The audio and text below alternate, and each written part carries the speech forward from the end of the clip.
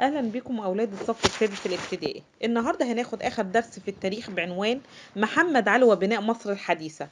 وأول حاجة عايزين نعرفها النهاردة هو إن محمد علي كان عايز يخلي مصر زي أوروبا بالظبط، وخاصة فرنسا.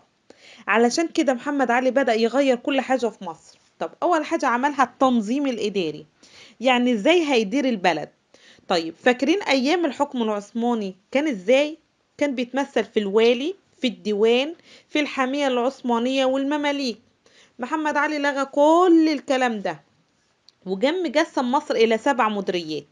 كل مديرية من دي مكونة من عدد من المراكز، كل مركز مكون من عدد من الأقسام، كل قسم مكون من عدد من القرى. طيب مين اللي بيدي أوامر للسبع مديريات؟ كان في حاجة اسمها الحكومة المركزية، ودي كان مكانها القاهرة، وهي اللي كانت بتدي الأوامر لكل المديريات، والمديرية تنفذ القرارات أو الأوامر اللازمة اللي بتعملها الحكومة المركزية.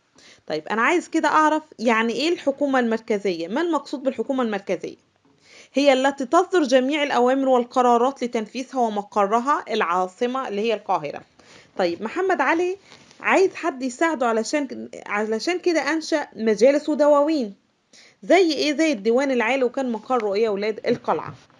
على فكرة يا ولاد، محمد علي كان عايز مصر دولة قوية جدا، علشان كده طبق نظام جديد خالص، وهو نظام الاحتكار في سياسته الاقتصادية. يعني ايه احتكار؟ يعني محمد علي كان مسؤول عن كل حاجة، سواء كانت في الناحية الزراعية، في الصناعة، في التجارة. وبكده طبق نظام الاحتكار. عايزة اعرف ايه المقصود بالاحتكار؟ هو اشراف الدولة على مصادر الاقتصاد المصري. طيب هو ليه محمد علي يا ولاد طبق اصلا نظام الاحتكار؟ علشان يحقق 3 حاجات. اول حاجة عندي الاكتفاء الذاتي، تاني حاجة زيادة موارد الدولة، تالت حاجة جعل الصادرات اكثر من الواردات. طيب عايزين نعرف محمد علي في عهده الزراعة والصناعة والتجارة كانت ازاي. هنتكلم اول حاجة عن الزراعة.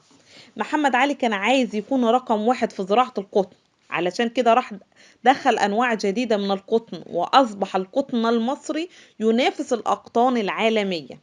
مش بس كده يا ولاد، ده كان عايز يصنع الحرير الطبيعي. طيب الحرير الطبيعي ده بيتجاب منين؟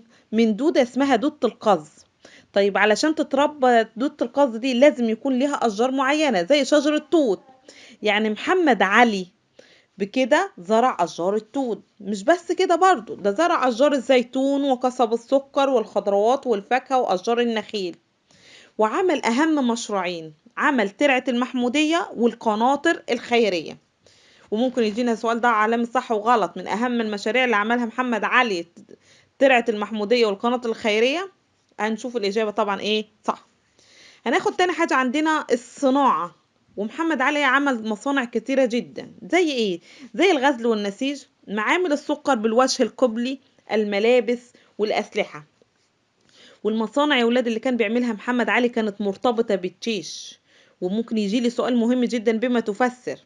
ارتبط التقدم الصناعي بالجيش ليه؟ لأن أقام ليه المصانع وكانت مرتبطة بالجيش لسد حاجة الجيش من ملابس وأسلحة وغير ذلك. طب انا عندي كده زراعة وصناعة في حالة ازدهار في عهد محمد علي، فطبيعي هتبقى التجارة برضو في حالة ايه؟ ازدهار. علشان كده برضو ممكن يجي لنا سؤال، ازدهار التجارة الداخلية والخارجية في عهد محمد علي بسبب ازدهار الزراعة والصناعة بالإضافة إلى الاستقرار الداخلي. وبكده نكون أخدنا نص